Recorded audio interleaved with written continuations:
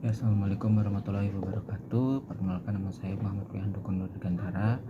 Eh, di sini saya akan menjelaskan dari mata kuliah Pendidikan dan Kewarganegaraan yang bermateri tentang Pancasila dan agama. Sebelum mengenal lebih jauh tentang Pancasila dan agama, satu persatu saya akan membaca atau menerangkan tentang pengertian agama. Kata agama berasal dari bahasa Sanskerta, dari kata a berarti tidak dan gama berarti kacau. Kedua kata itu jika dihubungkan berarti sesuatu yang tidak kacau. Jadi fungsi agama dalam pengertian ini memelihara integritas dari seorang atau sekelompok orang agar hubungan dengan Tuhannya, sesama dan alam sekitarnya tidak kacau.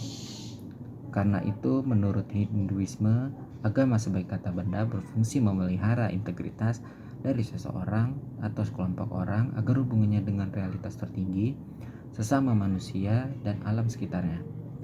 Ketidakkacauan itu disebabkan oleh penerapan peraturan agama tentang moralitas, nilai-nilai kehidupan yang perlu dipegang, dimaknai dan diperlakukan. Masuk ke fungsi agama di masyarakat. Pengertian fungsi di sini adalah sejauh mana sumbangan yang diberikan agama terhadap masyarakat sebagai usaha yang aktif dan berjalan terus-menerus. Dalam hal ini ada dua fungsi agama bagi masyarakat. Ada dua di sini. Agama telah membantu mendorong terciptanya persetujuan mengenai sifat dan isi kewajiban sosial dengan memberikan nilai-nilai yang berfungsi menyalurkan sikap para anggotanya masyarakat dan menciptakan kewajiban sosial mereka. Dalam agama telah menciptakan sistem nilai sosial yang terpadu dan utuh. Agama telah memberikan kekuatan penting dalam memaksa dan mempererat adat istiadat yang dipandang bagus yang berlaku di masyarakat. Secara lebih jauh, bahwa fungsi agama di masyarakat dapat dilihat dari fungsinya, terutama sebagai sesuatu yang mempersatukan. Dalam pengertian harfiahnya, agama menciptakan suatu ikatan bersama, baik antara anggota masyarakat maupun dalam kewajiban sosial, yang membantu mempersatukan mereka. Karena nilai yang mendasari sistem sosial dukungan bersama oleh kelompok-kelompok keagamaan, maka agama menjamin adanya persetujuan dalam masyarakat. Agama juga cenderung melestarikan nilai-nilai sosial, maka yang menunjukkan bahwa nilai-nilai keagamaan tersebut tidak mudah diubah karena adanya perubahan dalam konsepsi kegunaan dan kesenangan duniawi. Lanjut ke pengertian negara. Negara adalah organisasi yang di dalamnya ada rakyat, wilayah yang permanen dan pemerintah yang berdaulat. Dalam arti luas, negara merupakan kesatuan sosial yang diatur secara konstitusional untuk mewujudkan kepentingan bersama. Jadi suatu wilayah yang didiami oleh penduduk secara tetap dan punya sistem pemerintahan. Secara etimologi istilah negara merupakan terjemahan dari kata asing, yakni state atau state dan etat.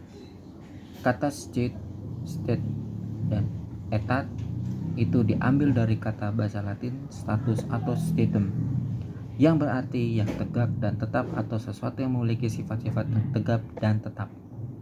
Secara terminologi, negara diartikan dengan organisasi tertinggi di antara satu kelompok masyarakat yang mempunyai pemerintahan yang berdaulat.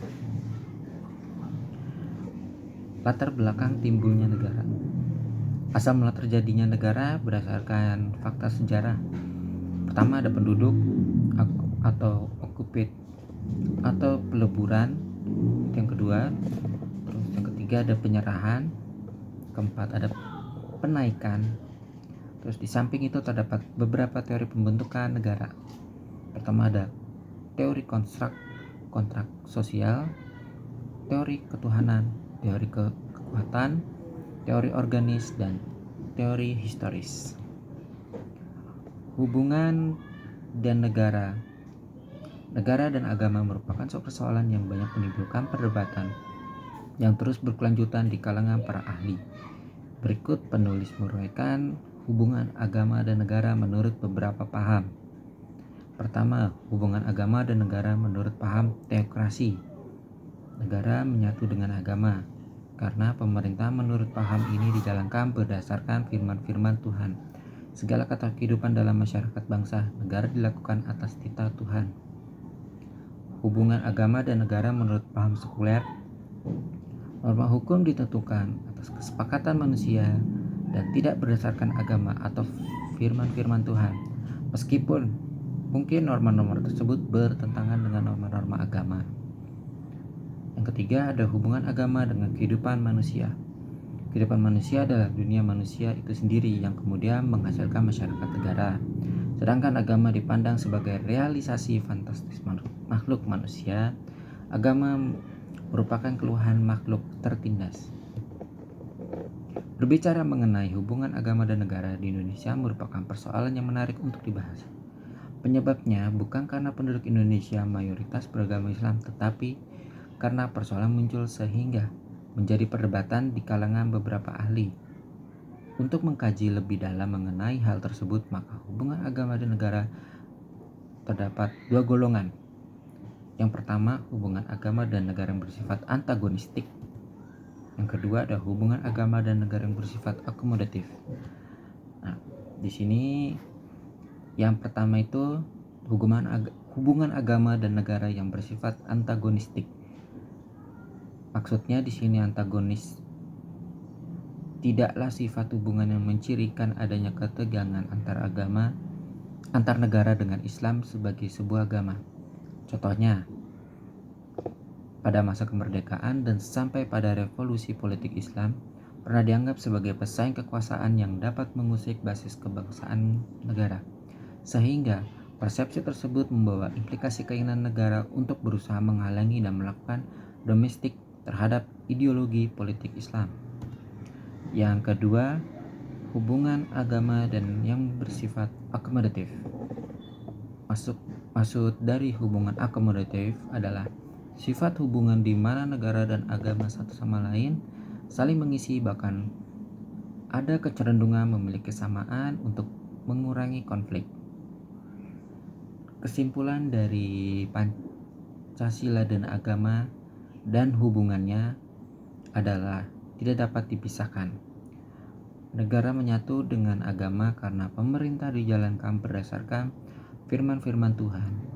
Segala tata kehidupan masyarakat, bangsa dan negara dilakukan atas titah Tuhan. Norma hukum ditentukan atas kesepakatan manusia dan tidak berdasarkan agama atau firman-firman Tuhan. Meskipun mungkin norma-norma tersebut bertentangan dengan norma agama. Kehidupan manusia, dunia manusia itu sendiri yang kemudian menghasilkan masyarakat negara, sedangkan agama dipandang sebagai realisasi fantastis makhluk manusia dan agama merupakan keluhan makhluk tertindas. Agama secara sederhana, pengertian agama dapat dilihat dari sudut kebahasaan atau yang biasa disebut etimologi, dan sudut istilahnya itu bisa disebut terminologi. Menurutnya dalam masyarakat Indonesia selain dari kata agama dikenal pula kata din dari bahasa Arab dan kata religi dalam bahasa Eropa. Menurutnya agama berasal dari kata Sanskrit. Pengertian agama yang dikutip sudah pasti tidak akan dapat mendapat kesepakatan, dan hal ini sudah dapat diduga sebelumnya karena sebagaimana dikatakan bahwa kita sulit sekali atau mustahil menjumpai definisi yang dapat diterima semua pihak. Negara secara literal, istilah negara merupakan terjemahan dari kata asing yakni kata stat, state, etat. Itu diambil dari kata bahasa Latin status atau statum, yang berarti keadaan yang tegak dan tetap atau sesuatu yang memiliki sifat-sifat yang tegak dan tetap. Secara terminologi, negara diartikan dengan organisasi tertinggi di antara satu kelompok masyarakat yang mempunyai cita-cita untuk bersatu hidup di dalam daerah tertentu dan mempunyai pemerintahan yang berdaulat. Pancasila dan agama secara garis besar memiliki kesamaan. Keduanya merupakan pedoman dalam kehidupan, tetapi secara khusus kedua pedoman ini jauh berbeda sudut pandang. Pancasila adalah sumber dari gagasan mengenai wujud masyarakat Indonesia.